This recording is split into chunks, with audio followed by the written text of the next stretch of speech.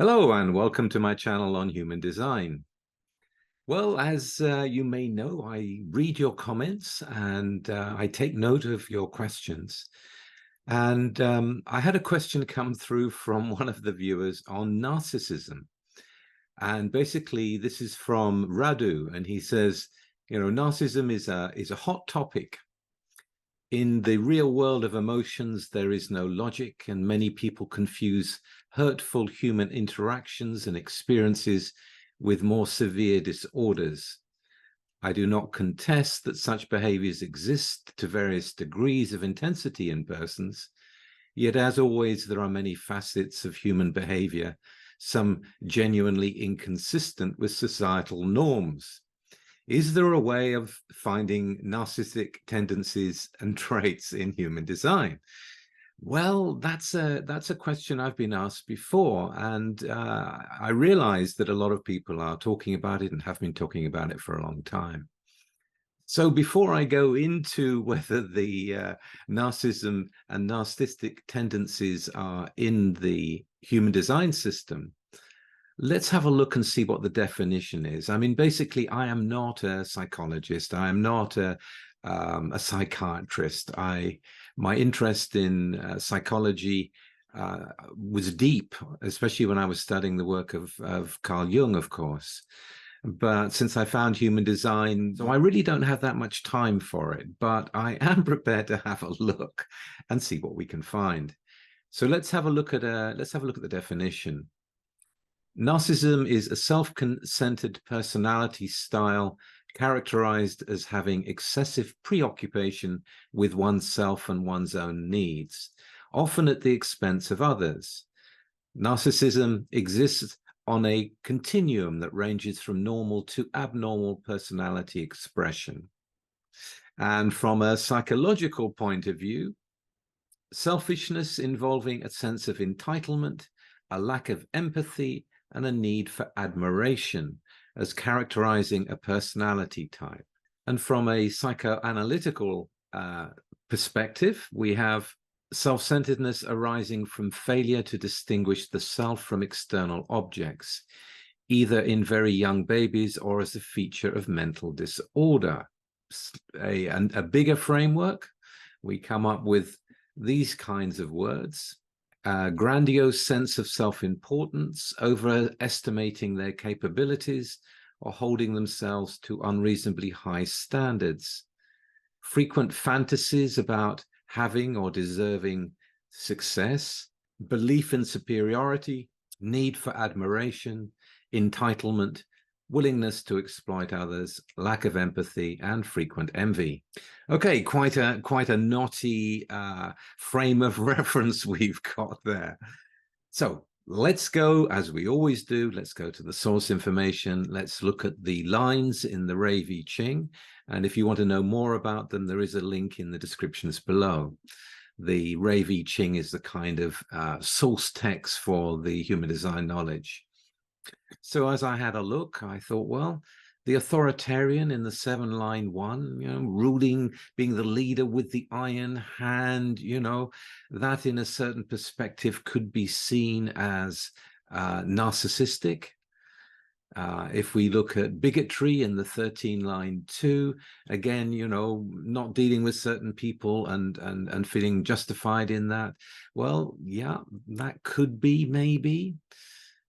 If we think about it at a sacral level, arrogance in the 14-line 5, which is in fact innate dignity, but it can be projected upon that it's an arrogant power. We could put a framework on the zealot in the 18-3, someone really cleaning the house, the obsession to get things clean and clear. Well, yeah, that could be quite a trip to meet that in the particular perspective, although quite frankly I think a lot of it's needed. But still, we could go for mighty's right in the 21-2, the gate of control, really forcing their control on others, maybe. self-righteousness in the 31.5, this voice of leadership, but in a way that it can be projected upon them that they're just self-righteous. Well, that might fit to some degree. Another power, the sacral power, Mikismo, the 34.3, which is like really in your face with a lot of power. Well, you know, depending on what else is in the chart, perhaps that could be interpreted in a narcissistic way. We could also look at single-mindedness in the 39.5, the gate of provocation, and that hard-headedness that can come with that attribute. Under pressure, yeah, that could be seen in that way. We've got the one-track mind in the 43.4, you know, really holding to the certainty of their own insights no matter what, whether they're deep in those insights or not. Well, yeah, maybe. Fixed in that. We could look at manipulation in the 44.5, so this gate of instinct, the splenic gate of instinct, being able to see how to position people in certain ways to manage them or to keep the inferior forces at bay. Well, they may be regarded as that sometimes. We could look at the 46 line 2, the prima donna. That is a very demanding and can be quite a difficult nature, but they can also be absolutely brilliant. You know, they can indeed be the stars. And so one could project on that, could see narcissism in that. And possibly the 53 line 4 in assuredness, in the detriment, where someone is, you know, really under pressure and pushing to start something new and not listening to others in that. But, you know, none of it really fits, and it's not my job to try to fit in a psychological definition to ancient knowledge and our system, because human design is not psychology. However, we haven't given up yet. You know me, I don't give up. So let's have a look at the channels. And when we look at the channels, there's really one in particular that really stands out for me as being a channel that people could project the narcissistic tendency to. And that is the 51.25. This is an ego to G center identity channel. It's an incredible channel. I mean, it's an incredible channel. And there is in this channel the design of someone needing to be first. You know, they've got to hold themselves in high esteem. You know, they're breaking through to new territory. They're being initiated, you know, through their own knowing into something new. And it does depend on their ability to win, to be the winner, to get through, to make the jump. Sometimes a shamanistic jump into a whole new dimension. So that could be something. And now I'm not saying, and please hear me in this, I'm not saying that all 51.25s are narcissistic. I am not saying that. I'll say it again. I am not saying that.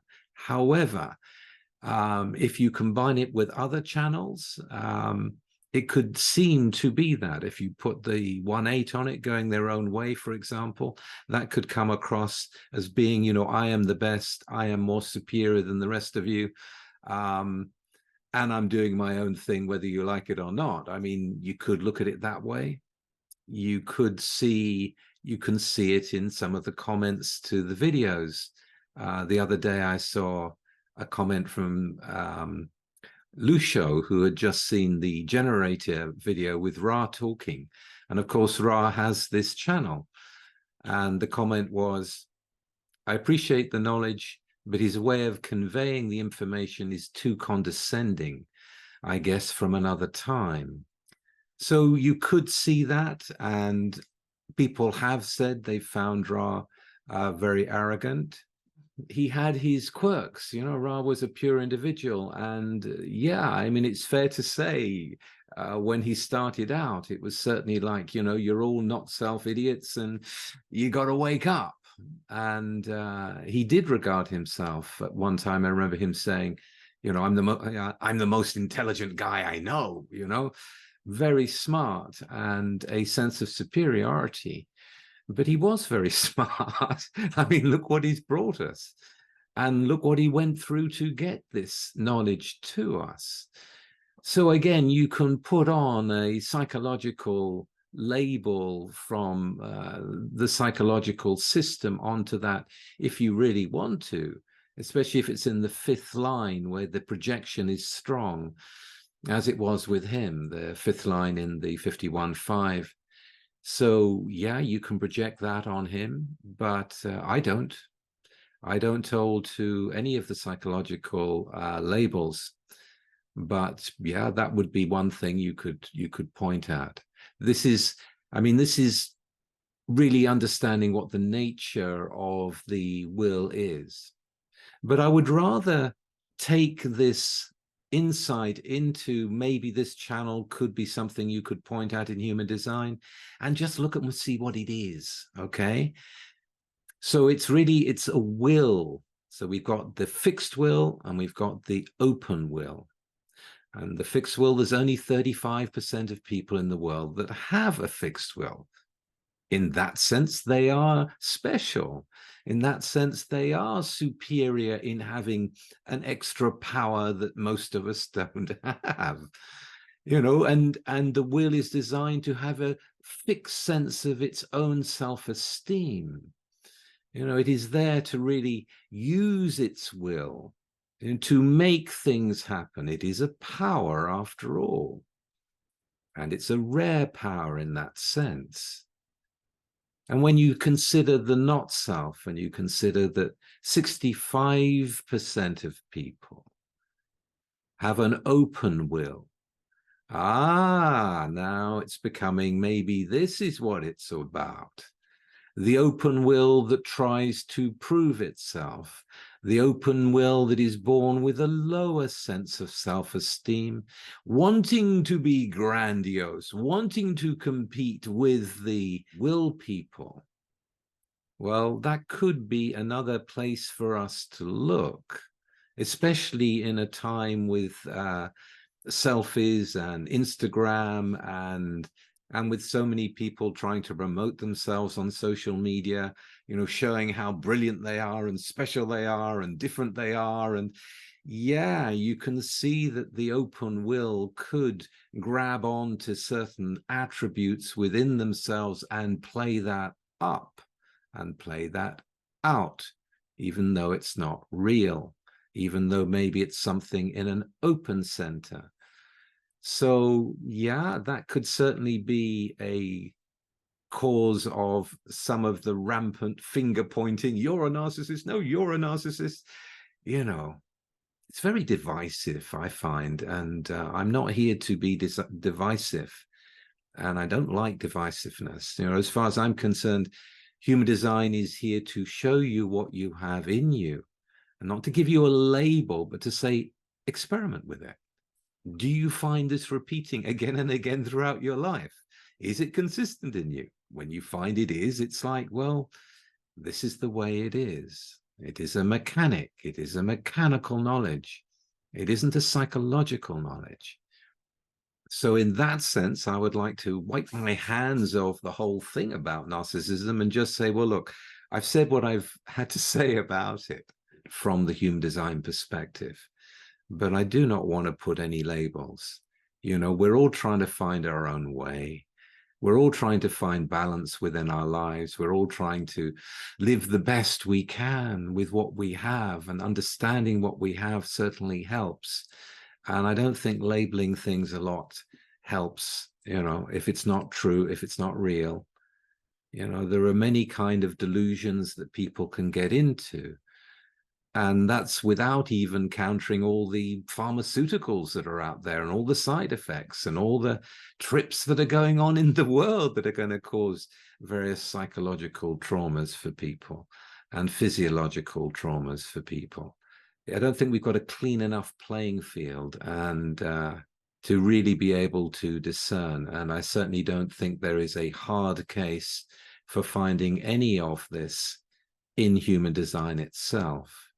And the other thing to consider about the fixed will, and even those with the channel of initiation, the will can be broken. please understand this. There are people walking around who have had their will broken.